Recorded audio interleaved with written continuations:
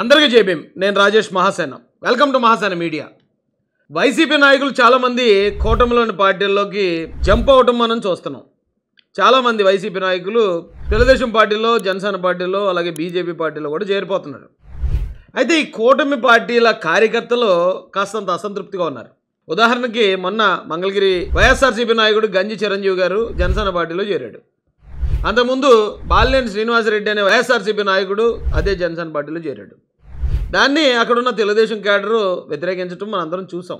అలాగే ఎలక్షన్కి ముందు కొలుసు పార్థసారథి గారు కానీ, వాసంశెట్టి సుభాష్ గారు కానీ ఎలక్షన్కి కొన్ని రోజుల ముందే పార్టీలో చేరి వారు ఎమ్మెల్యే టికెట్లు సాధించడం, తద్వారా మంత్రులుగా కూడా వారికి అవకాశం లభించడాన్ని కూడా కొంతమంది వ్యతిరేకించారు. ఇక రాజ్యసభ సభ్యులుగా పేద మస్తానరావు గారు, ఆర్ కృష్ణయ్య గారు వైఎస్ఆర్సీపీలో వారు రాజ్యసభ సభ్యులుగా కొనసాగుతూ వైసీపీ నుంచి కూటమికి రావడంతోనే కూటమి తరపున మళ్ళీ రాజ్యసభ సభ్యులుగా వారు ఎన్నికవడాన్ని కూడా చాలామంది జీర్ణించుకోలేకపోయారు. అయితే వీళ్ళందరికీ నేను చెప్పాలనుకున్నది ఒకటే, ఇదే పరిస్థితిలో ఒకవేళ ఇప్పుడు వైఎస్ఆర్సీపీ కనుక అధికారంలో ఉండుంటే తెలుగుదేశం పార్టీ నుంచి, జనసేన నుంచి ఎవరైనా వస్తానంటే ఖచ్చితంగా వైఎస్ఆర్సీపీ కూడా వాళ్ళని పార్టీలో చేర్చుకును, వారికి అవకాశాలు కూడా ఇచ్చి ఉండేది. ఇది ఏ రాజకీయ పార్టీ అయినా చేసేదే అండి. నిజానికి అలా చేస్తేనే రాజకీయ పార్టీలు మనుగడ ముందుకు సాగుతుంది. ఎందుకంటే ఎప్పటికప్పుడే రాజకీయ పార్టీలు వాటి బలాన్ని పెంచుకోవాలి. ఆయన లా పార్టీ వాడు, ఈయన ఈ కులం వాడు, ఆయన ఆ ప్రాంతం వాడు అని చూస్తూ కూర్చుంటే కుదరదు. ఇప్పుడున్న ఈ పోటీ ప్రపంచంలో ఖచ్చితంగా పార్టీలు తమ బలాలను పెంచుకోవాలంటే వెనక ముందు చూడకుండా చేర్చుకోవడమే. ఒక నాయకుడు జాయిన్ అయ్యాడు పార్టీలో అంటే ఆ నాయకుడు అనుకున్న క్యాడర్ కానీ, అతని ఇన్ఫ్లుయెన్స్ కానీ ఖచ్చితంగా ఈ పార్టీకి ఉపయోగపడుతుంది అనేది అందరికీ తెలిసిందే. ఇది ఈరోజు ఏం కొత్తగా జరిగేది కాదు, మన రాష్ట్రంలో మాత్రమే జరిగేది కూడా కాదు, ఇది దేశవ్యాప్తంగా జరుగుతుంది. ఇది రాజకీయ పార్టీల్లో రాజకీయ నాయకుల వలసలు ఖచ్చితంగా జరుగుతూనే ఉంటాయి. దీన్ని కొంచెం అర్థం చేసుకోవడానికి కూటమి పార్టీలో ఉన్న కార్యకర్తలు ప్రయత్నించాలి. అంతేగాని మనం కంగారు అయిపోయి మనం నిరసనలో అసంతృప్తి వ్యక్తం చేయడం వల్ల ఈ జాయినింగ్లు ఏమీ ఆగవు. నిజం చెప్పాలంటే ఒక నాయకుడిని జనసేన పార్టీ చేర్చుకుంటుంది అన్నప్పుడు తెలుగుదేశం పార్టీ నుంచి ఎంత వ్యతిరేకత వచ్చినా సరే వారు జాయిన్ చేసుకోవటం ఆపరు. ఎందుకంటే ఆ పార్టీ బలోపేతం కోసం ఆ పార్టీ అధిష్టానం, ఆ పార్టీలో ఉన్న నాయకులందరూ కృషి చేస్తూ ఉంటారు. కాబట్టి ఎంతమంది నాయకులు వచ్చినా సరే వాళ్ళని ఆ పార్టీలో చేర్చుకుని పార్టీ బలోపేతం కోసమే కృషి చేస్తారు. అలాగే తెలుగుదేశం పార్టీ కూడా అంతే.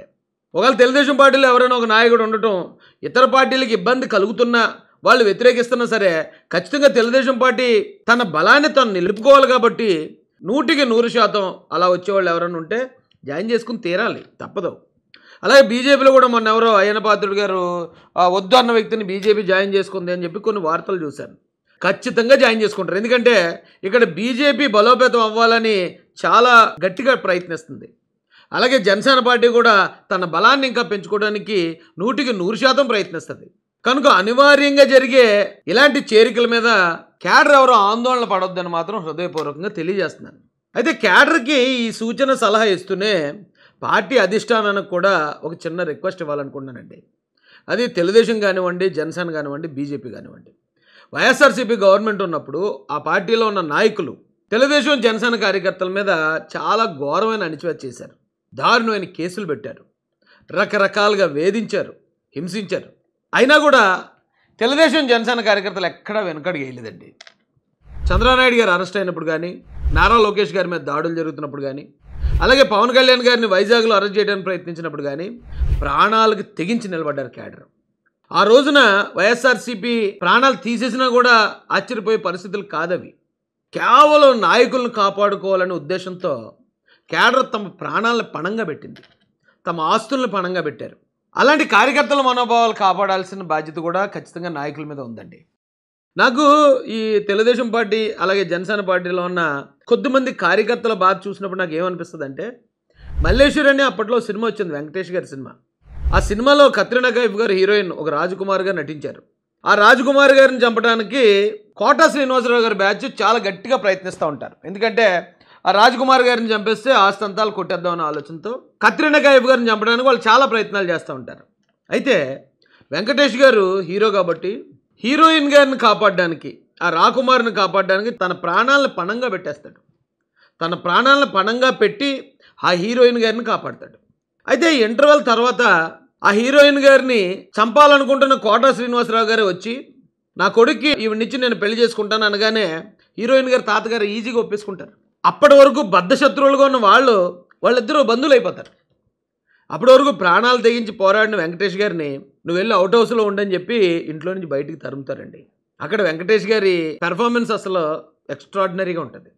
ఇప్పటి వరకు నేను ప్రాణాలకు తెగించి ఎవరి మీద అయితే పోరాడానో వాళ్ళు ఈ రోజున కలవగానే నన్ను నిర్దాక్షిణ్యంగా బయటికి పంపించేశారు అనే బాధను మనసులో పెట్టుకుని, లేదు ఎక్కడున్నా సరే హీరోయిన్ గారు బాగుంటే నాకు కావాలి, రాకుమార్ గారు బాగుంటే నాకు చాలు అది అని సంతృప్తి పడుతున్నట్టు ఆయన పైకి మాట్లాడే మాటలు అద్భుతంగా యాక్ట్ చేశారు ఆయన అక్కడ.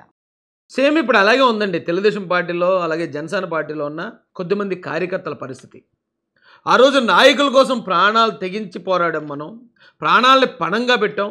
ఆ రోజు ఎవరైతే మా నాయకులను చంపాలని చూసారో, మా నాయకుల్ని ఇబ్బంది పెట్టాలని చూసారో, ఈరోజు వాళ్ళే వచ్చి కలిస్తే మా పరిస్థితి ఏంటి అన్నట్టు వాళ్ళు పడుతున్న బాధ, ఆ బాధలో కూడా కొంచెం అర్థం ఉందండి. అయితే నేను పార్టీ పెద్దలను కోరేది ఒకటే, అలాగే కార్యకర్తలను కోరేది కూడా ఒకటే. కార్యకర్తలారా మీరందరూ అలవాటు చేసుకోండి. ఖచ్చితంగా రాజకీయ పార్టీలు, రాజకీయం అంటే ఖచ్చితంగా ఈ చేరికలు అనేవి జరుగుతూనే ఉంటాయి. అలాగే పార్టీ పెద్దలకు కూడా నేను ఇచ్చే రిక్వెస్ట్ ఏంటంటే ఎంతమందినైనా చేర్చుకోండి పార్టీలో. ఎందుకంటే పార్టీ బలపడడం అనేదే అల్టిమేట్ లక్ష్యం. పార్టీ బలంగా ఉంటేనే మనం విజయావకాశాలు మెరుగుపడతాయి. కాబట్టి ఎంతమందినైనా చేర్చుకోండి, కానీ ప్రాణాలు ఇచ్చైనా సరే మిమ్మల్ని కాపాడుకోవాలనే కార్యకర్తలను మాత్రం ఖచ్చితంగా మీరు కూడా గుర్తించండి. వారిని కూడా కాపాడే విధంగా వారిలో ఒక నమ్మకాన్ని కలుగజేయాలని మాత్రమే హృదయపూర్వకంగా రిక్వెస్ట్ చేస్తూ, జై భీమ్, జై భారత్, జై జై మహాసేన, జై తెలుగుదేశం, జై చంద్రబాబు, జై జై లోకేష్ అన్న.